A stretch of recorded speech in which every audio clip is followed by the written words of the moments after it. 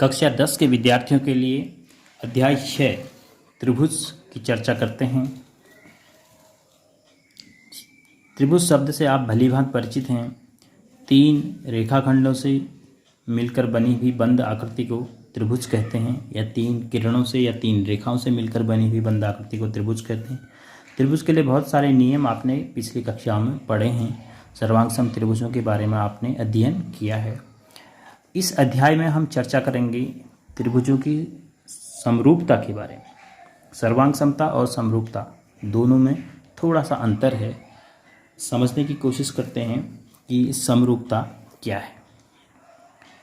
नीचे खींची हुई कुछ आकृतियों पर विचार करते हैं। ये आपके सामने 6 आकृतियां हैं। इसमें से पहली 3 आकृतियां वर्ग के रूप में हैं, जबकि नीचे की 3 आकृतियां वृत्तों के रूप में। यहाँ पर यह बात आकृति को देखकर स्पष्ट हो रही है कि यह थोड़ा बड़ा है, यह छोटा है और यह और भी छोटा है। लेकिन यह भी वर्ग है, यह भी वर्ग है और यह भी वर्ग है। उसी प्रकार नीचे की आकृतियों में तीनों वृत्तों में एक सबसे छोटा वृत्त है, फिर उससे बड़ा है, फिर उससे बड़ा है। तो इन आकृतियों को देखने से एक चीज़ स्पष्ट है कि इनका आकार तो एक जैसा है, आकार एक जैसा है देखने में। ये वृत्ताकार है और ये वर्गाकार है, लेकिन उनके आमाप, जिसे हम अंग्रेजी में साइज कहते हैं, मतलब माप का सीधा सा मतलब हो गया नापने से। अगर हम इस वर्ग की भुजाएं मापें, इस वर्ग की भुजाएं मापें, इस वर्ग की भुजाएं मापें, तो निश्चित रूप से अलग अलग होंगी। जैसे इस वर्ग की मैं भुजा मापता हूँ, ये 1.5 आ रही है, ऐसे भी 1.5 आ रही है, 1.5, तो इसका मतलब ये वर्गाकार है। ऐसे ही इस प्रकार इसको ये 2.0 और ये 3.0। अब जैसे मैं इसकी त्रिज्या नापता हूँ तो ये लगभग 2.1, इसकी त्रिज्या नापता हूँ तो 3.1, इसकी त्रिज्या में नापता हूँ तो लगभग 1.7।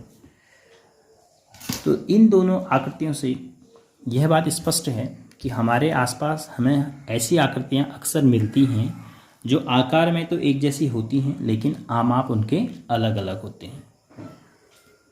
2 प्रमुख शब्द हैं ऐसी आकृतियों के लिए। एक है शेप, शेप को हम कहते हैं आकार। एक है साइज, अंग्रेजी में साइज, और उसको हम कहते हैं आमाप। आमाप अलग अलग हो भी सकती है समरूप आकृतियों की, लेकिन आकार हमेशा एक जैसा होगा।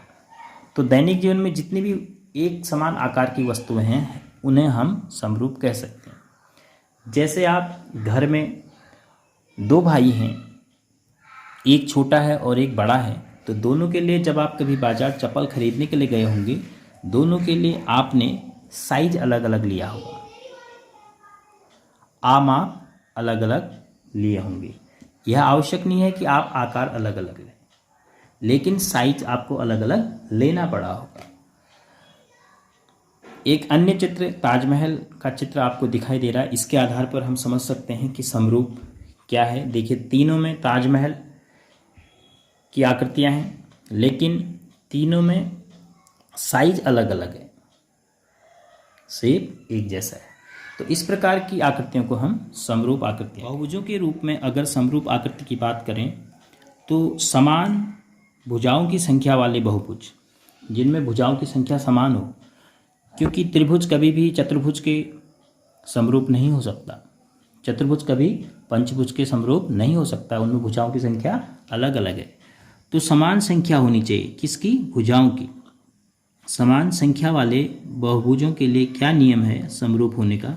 समान संख्या वाले, तो बहुभुज के लिए ये नियम है कि समान संख्या वाले 2 बहुभुज हैं या 3 बहुभुज हैं, वे समरूप कहलाएंगे यदि वे समकोणिक हों, उनके कोण समान हो, उनकी भुजाओं का परस्पर अनुपात समान हो। मतलब आपने एक इस बहुभुज, अब जैसे मैं चित्र के माध्यम से आपको समझाने की कोशिश करता हूँ, जो मैं दोनों बहुभुज त्रिभुज के रूप में है तो समान भुजाएं होगी। इसमें भी 3 भुजाएं, इसमें भी 3 भुजाएं। इसके 3 कोण 105, 55, 20, यहाँ भी 105, 55, 20। अब जाके क्या हो गए? समकोणिक हो गए, क्योंकि इसके 3 कोण जो हैं इसके 3 कोणों के बराबर हैं। इसके 3 कोण आपस में बराबर हों ऐसा आवश्यक नहीं है।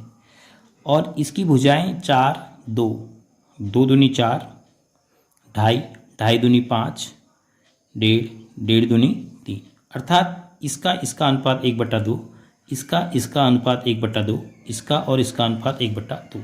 इसे कहेंगे हम कि उनकी भुजाएं समान अनुपात में हों। तो इस प्रकार के बहुभुज जिनकी भुजाओं की संख्या समान हो, जो परस्पर समकोणिक हों और उनकी भुजाएं समान अनुपात में हों, इस प्रकार के बहुभुजों को हम समरूप बहुभुज कहते हैं।